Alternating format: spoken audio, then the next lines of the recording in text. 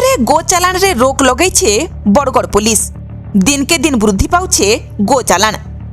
गंजाम जिल्ला रे भिन्न भिन्न समय रे गो चालान के रोक लगई सफल हेचे पुलिस। हेले आज भी गंजाम जिल्लार बरगड़ थाना पुलिस पाखापाखी 60 रु अधिका गाई गोरु मानकु उद्धार करिछे।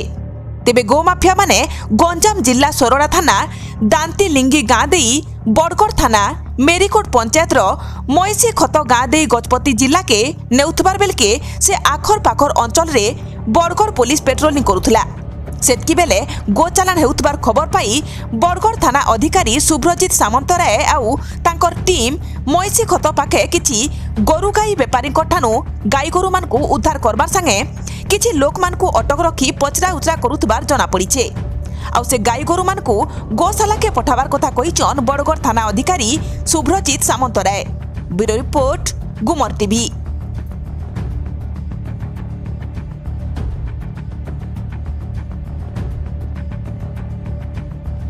सत कहेसी सत देखासी सुखे दुखे दुखे सुखे साथे थीसी संभल